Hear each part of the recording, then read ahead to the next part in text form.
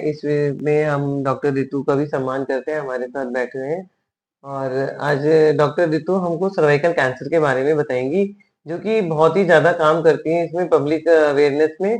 तो डॉक्टर रितु आप क्या सर्वाइकल कैंसर का बारे में बताइए कि कैसे होता है, इसका बचाव कैसे कर सकते हैं और वैक्सीनेशन का क्या रोल है? बिल्कुल, सबसे पहले तो देखिए ये जो सर्वाइकल कैंसर है ना, ये जिस उससे कॉज़ होता है जो वायरस है वो एचपीवी वायरस है और एचपीवी वायरस है ह्यूमन पैपिलोमा वायरस, उसकी कई स्ट्रेन्स होती हैं, हुँ, पर मोस्टली जो होता है वो 16 और 18 से होता है। तो सर्विकल कैंसर के जो अगर आपने मेरे से प्रिवेंशन की बात करी, हुँ, तो उसमें 3 स्टेजेज़ में प्रिवेंशन कर सकते हैं, प्राइमरी स्टेज, सेकेंडरी स्टेज और टर्शियरी स्टेज में। प्राइमरी स्टेज का जो प्रिवेंशन है वही वैक्सीनेशन, हुँ, यानी कि अपन उसको होने से ही रोक दें, वो बीमारी हो ही नहीं पाए उससे पहले हम ऐसा इंतजाम कर दें कि वो बीमारी में कन्वर्ट नहीं हो। तो ये जो एचपीवी है ये सबकी बॉडी में रहता है और जितना wear and tear genital tract में होता है उतना ये एक्टिवेट हो जाता है।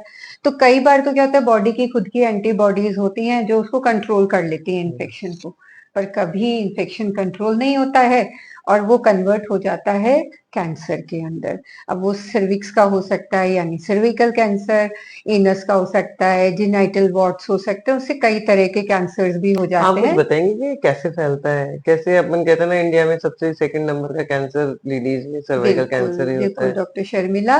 तो ज़्यादातर जैसे अर्ली कॉन्टैक्ट्स अगर हो गए हैं या 3 से 4 बच्चे हो गए हैं या जल्दी शादी हो गई है या हाइजीन अच्छी नहीं है, ये सारे चीज़ें कारण बन जाती हैं उस एचपीवी के एक्टिवेट होने का। आपने सही क्वेश्चन पूछा।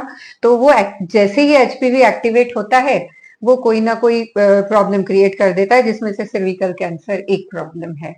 तो प्राइमरी प्रिवेंशन यानी कि हम होने से रोकें तो वैक्सीन सबसे बेस्ट उपाय है और यही एक ऐसा कैंसर है जिसके अगेंस्ट वैक्सीन वैक्सीन अवेलेबल है। है। नहीं तो कैंसर का तो होने के बाद में पता चलता है, पर ये कैंसर ऐसा है जो कि अपन होने से पहले ही उसको रोक सकते हैं या टाइम से पता कर सकते हैं। तो होने से पहले रोकेंगे तो वैक्सीनेशन प्राइमरी हुँ, प्रिवेंशन। अब सेकेंडरी प्रिवेंशन की बात करें यानी हो जाए तो हम उसे अर्ली स्टेज में ही पता कर पता नहीं। सकें। तो वो आप खुद भी जानती हैं, पैप स्मीयर हुँ, या एचपीवी टेस्ट, हम इन चीजों से उसको टाइम से पहले पता कर सकते हैं और उसको ट्रीट कर सकते हैं। तो 9 से 14 ईयर्स या फिर 14 से 25-26 ईयर्स तक हम वैक्सीनेशन के लिए सजेस्ट करते हैं। हम फर्स्ट डिलीवरी के बाद में भी वैक्सीनेशन के लिए है, हालांकि उतना हमको कवरेज नहीं मिलता है जितना पर 90% कवरेज तो है ही और वो भी कम नहीं होता है। तो फर्स्ट डिलीवरी के बाद में भी वैक्सीन लगाया जा सकता है। 35 की एज के बाद में पैप टेस्ट रिकमेंडेड है, तो वो हमें जरूर कराना चाहिए, मतलब सभी लेडीज को कराना चाहिए। ये सेकेंडरी प्रिवेंशन है। और टर्शरी प्रिवेंशन में जैसे हो गया तो उसके बाद में हम उसको अर्ली स्टेजेस में ही ट्रीट करते हैं। तो उसके लिए जैसे क्वाट्री है, क्रायो है, अगर वहां पर कोई इन्फेक्शन लग रहा है तो उसको टाइमली हम उसको वहां से ट्रीट कर सकें। तो इस तरह से प्रिवेंशंस हैं एचपीवी के, जो कि हम हर स्टेज के ऊपर उसको रोक सकते हैं आगे बढ़ने से। बहुत-बहुत धन्यवाद रितु मैडम, आज आपने हमें सर्वाइकल कैंसर प्रिवेंशन के बारे में बताया। एक दो क्वेश्चन थे कि आजकल कह रहे हैं कि जैसे मेल को भी लगाना चाहिए और साथ में ये भी कहा जा रहा है कि जैसे आजकल मैरिज भी लेट होने लगी है, जैसे आपने 25 हम्म। साल बोला है। एक क्वेश्चन था मेरे पास कि 28 ईयर्स की गर्ल्स को हम लगा सकते हैं या नहीं लगा सकते? बिल्कुल लगा सकते हैं डॉक्टर शर्मिला, मैरिजेस लेट हो रही है पर उसके उससे हुँ, हम अपोजिट देखें तो लिव इन ज़्यादा हो रिलेशंस रही है। ज्यादा हो रहे हैं। तो सेक्सुअली एक्टिव तो जल्दी ही हो रहे हैं बच्चे।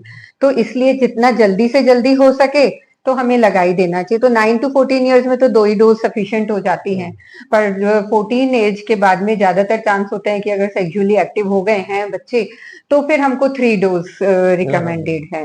तो पर हम लगा सकते हैं उसको, जैसा मैंने बताया कि फर्स्ट डिलीवरी के बाद तो फर्स्ट डिलीवरी तो हुँ, 31-32 ईयर्स हुँ, हो ही जाती है, तो हम उसके हुँ, बाद में भी लगा सकते हैं। बस कवरेज 9 to 14 ईयर्स में हमारे 99% कवरेज है और धीरे धीरे वो कम हो जाता है। बहुत-बहुत धन्यवाद मैम, आज आपने बहुत अच्छी प्रिवेंशन के बारे में बताया कि हम किस-किस तरह से प्रिवेंट कर सकते हैं।